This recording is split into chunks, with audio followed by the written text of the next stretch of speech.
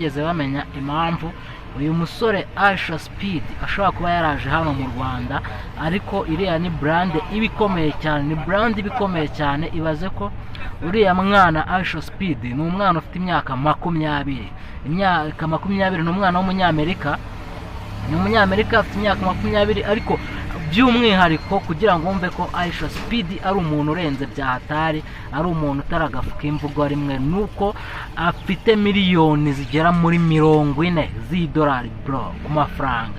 Rero ni kuvuga ngo akaba akurikirwa na miliyoni zigera muri miliyoni 40 none ku mbuga ze nkoranyambaga.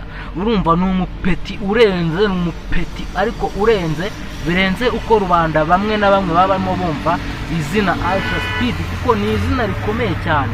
Niba u Rwanda rufata umwanzuro kuba rwakwamamaza muri Visit Rwanda rukamamaza muri za Arsenal na za Paris Saint-Germain n'andi makipe abakomeye, bakamamaza n'ahandi hantu hamwe na hamwe mu bigo bigiye bikomeye cyangwa se muri siporo zigiye zikomeye, ni ukuvuga ngo iyo tugize imana tukabona umuntu nka Aisha Speed akaza kuba yajya mu birunga cyangwa se akanatembera hose za Rafiki, agatembera muri za arena, akaba yakwerekana igihugu cyacu, byo nyine gupostinga akantu kamwe gusa aba yapostinze ku mbuga ze nkoranyambaga, agapostinga nk'ingagi mu birunga, ni ukuvuga ngo byanga bikunda hari abantu benshi cyane tuhita tugira baza kureba igihugu cyacu kubera bagendeye kuri Aisha Speed. Ndi bugaruke ku mutipe w'umunyakenya waje kuba amwogosha, waje kuba yamutera imicongo.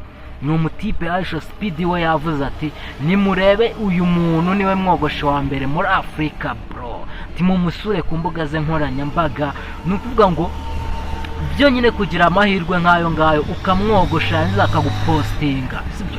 Napana kuri bino bintu bya wa muniga wogosa ba Juice na ba Harmonize na ba Davido, ariko bo ntibamupostinge bro, kugira ngo no mujama gupostinge ku mbuga ze nkoranyambaga. Aisha Speed abakuremeye ubuzima, abashyize itafari rikomeye cyane ku buzima bwawe, ku buryo ni ibintu utazigera wibagirwa nire na rimwe mu mateka y'isi ko wigeze kuba wapostingwa n'umuntu ukomeye nka Aisha Speed bro.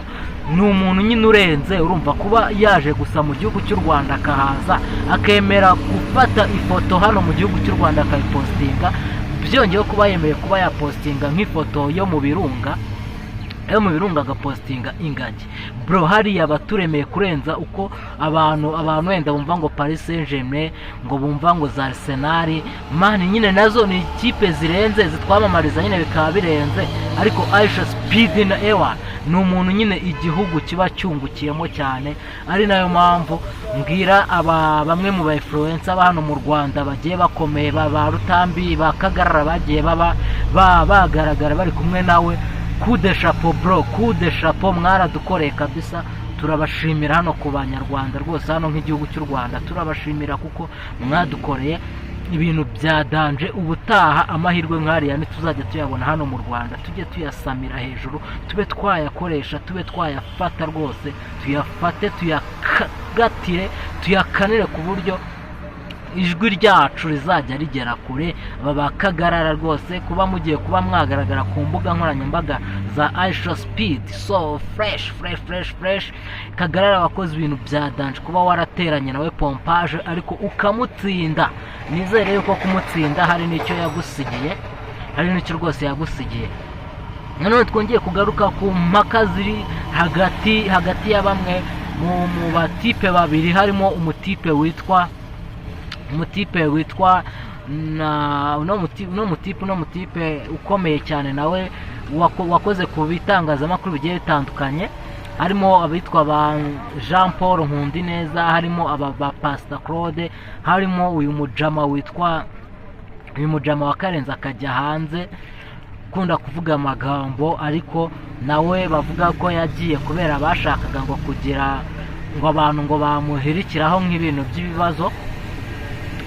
Ntabwo ndi bubavuge kubera ino YouTube yarabaye danje, ariko hari inkuru nyine nyinshi cyane zirimo zigenda zicicikana nyuma Aisha Speed. Nuko murabizi ko uwitwa Mugisha The Ben yagiye kuba yakubita igitaramo muri Musanze, muri Musanze rwose yagiye kuba yakubita igitaramo. Uwitwa Bruce Melody nawe ngo mu ndirimbo ye Pompo Uwiringiyimana Theo pompompo hari igihe ibigeragezo bari karande nawe ngo yaraje adutamo ku gapompompo gake gake.